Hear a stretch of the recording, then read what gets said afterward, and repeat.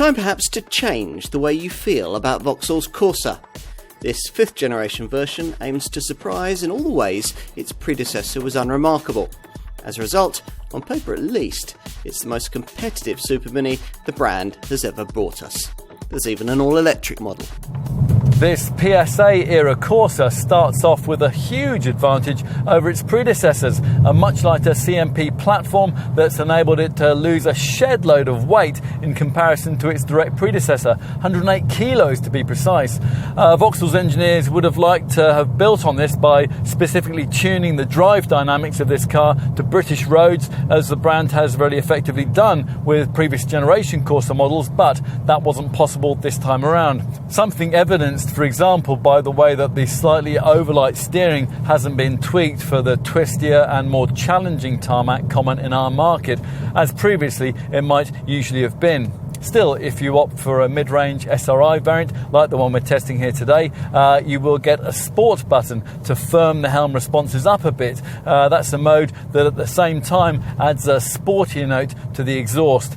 SRI models also get suspension equipped with special strut tower tie rods, which provide a form of cross bracing to create a more solid and precise feel through the steering.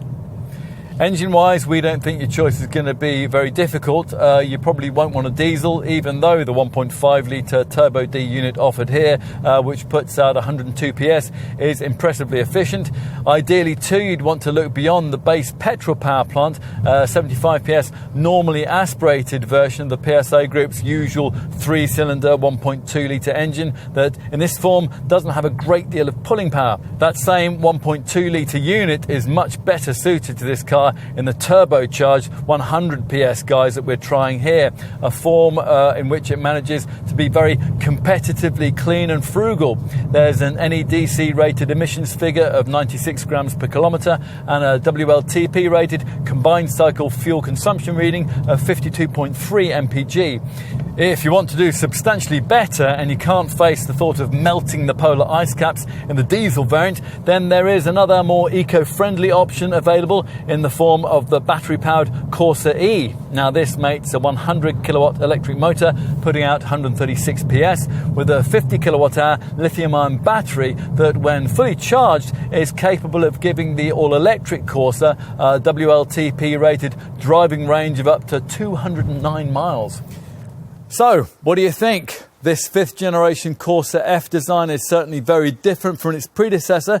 It's been described by Vauxhall as being less van-like, and if you come from the previous model, that'll certainly be your first impression, thanks to 39mm of extra length and a substantial 48mm reduction in roof height.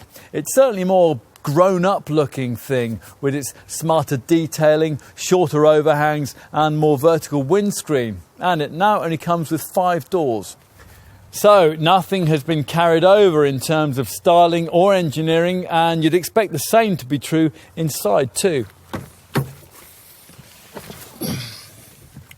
Which is absolutely the case. If you've driven a Corsa before, as most of us have, the Griffin badge on the steering wheel will be the only thing you'll recognise about this one. You sit much lower than you did before, and the cabin surrounding you is of considerably higher quality, with glossy black trim that delivers a much more upmarket feel.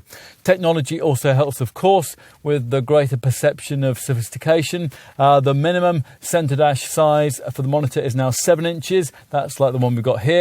While at the very top of the range, you can have a wide, brightly coloured 10-inch HD fascia display. Both monitors deliver the expected smartphone mirroring functionality, and of course there is navigation too. Now that's optional with this smaller screen. Avoid entry-level trim and you'll find another 7-inch digital display featuring with virtual dials in the instrument binnacle here. Now we've stuck with the conventional gauges instead here, which are separated by a 3.5-inch trip computer. Build quality, it doesn't quite match the highest class standards, but ergonomically, there's not much to fault.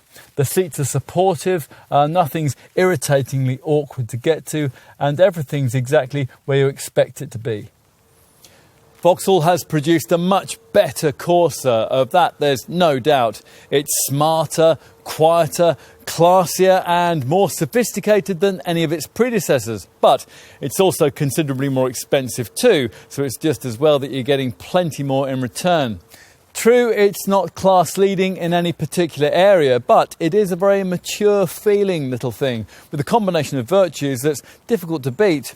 It's a small Vauxhall for which no apologies need to be made, and that will worry obvious Super rivals. After all, this model's predecessors had nothing like the depth of engineering and quality of this car, yet they still racked up very respectable sales. This time around, the Corsa aims to sell on more than just sheer value, and it might just manage it.